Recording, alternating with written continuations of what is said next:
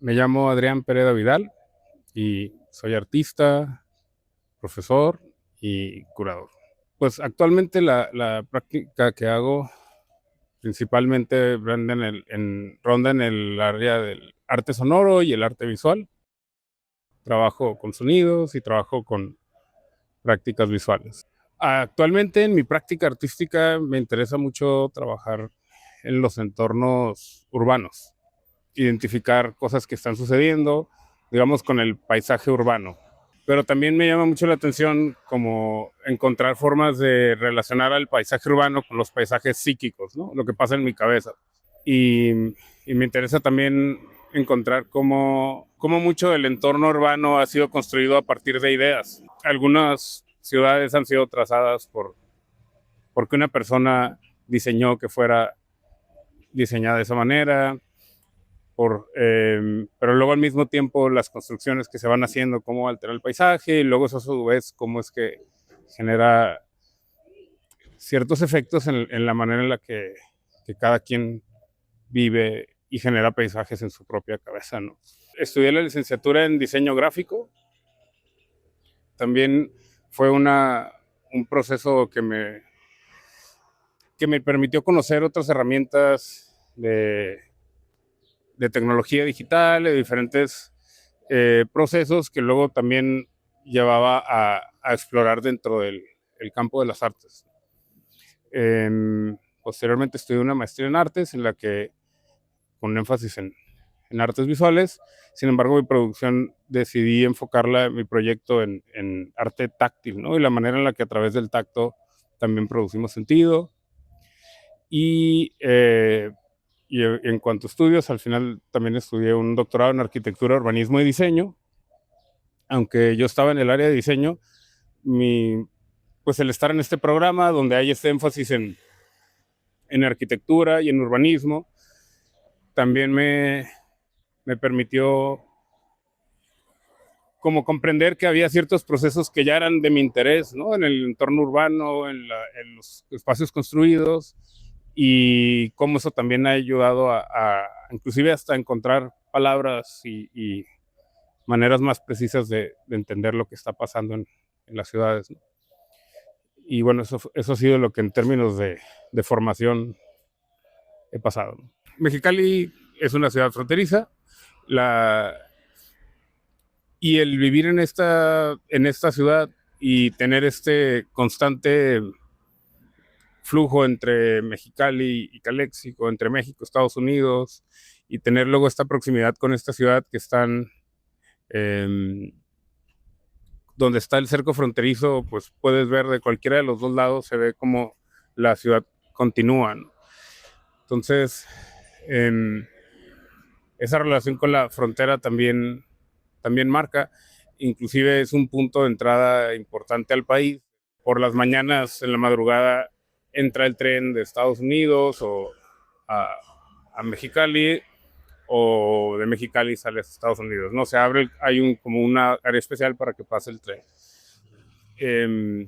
Y eso pues genera también una relación diferente con siempre estar buscando como el norte, ¿no? Buscando o el norte o el sur o la ubicuidad con esta otra ciudad, el que haya una cierta distancia hacia las ciudades más cercanas, pero que la ciudad más cercana sea en otro país, pues tiene esta influencia que quizá muchos artistas que estamos en la frontera nos afecta, ¿no? Pero también es esta idea de buscar maneras que pudieran ser un poco más sutiles, de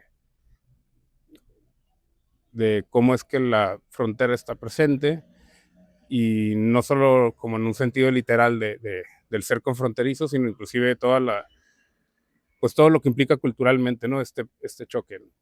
Okay. El proyecto que realicé para Rastro se titula El peso de la incertidumbre. Y hay una señal que se les llaman señales de confirmación sobre una restricción. Y hay una de ellas que se llama solo, bueno, que dice solo. Y significa que solamente se puede hacer aquella acción que está indicada en una señal que está arriba.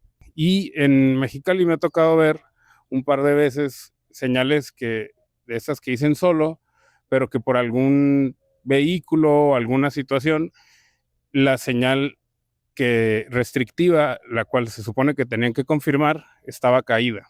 Entonces se veía el solo, solo.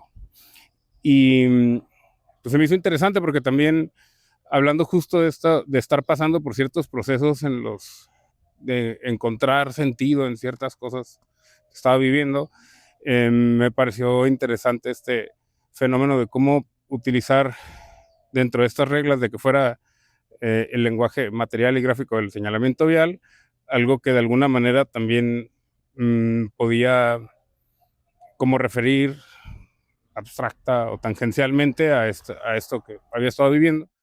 Me llamaba la atención también esto de poner un espejo, ¿no?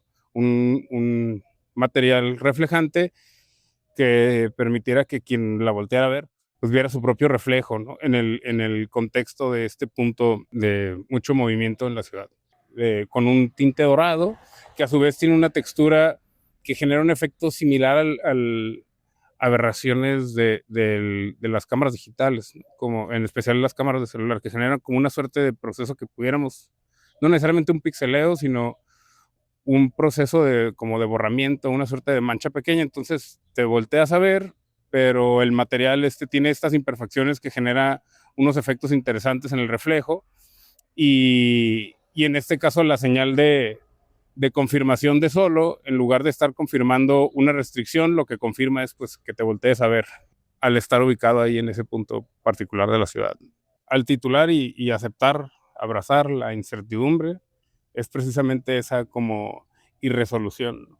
Hay una parte que por mucho control que yo quiera tener de lo que para mí significa, o sea, el público va a pasar y quizá sienta la curiosidad de voltear, probablemente sepan o no que es un espacio de arte, eh, y, y, y eso creo que es también parte de la incertidumbre de las posibles lecturas que puede tener. Básicamente esta idea de que lo único, o sea, el poner una señal de confirmación que usualmente confirma una restricción y quitar la restricción, lo que confirma es lo que está detrás. Y en este caso lo que confirma es el reflejo, y es el reflejo de la ciudad de Torreón o de ese entorno particular, de ese paisaje particular en la vitrina. Entonces es una manera como de meter el paisaje urbano a la vitrina, pero al mismo tiempo que quien observa esté presente en esa imagen, ¿no? Entonces, cada que alguien se observa ya es parte de la pieza. Entonces, es una manera de captar en la pieza a quien la observa.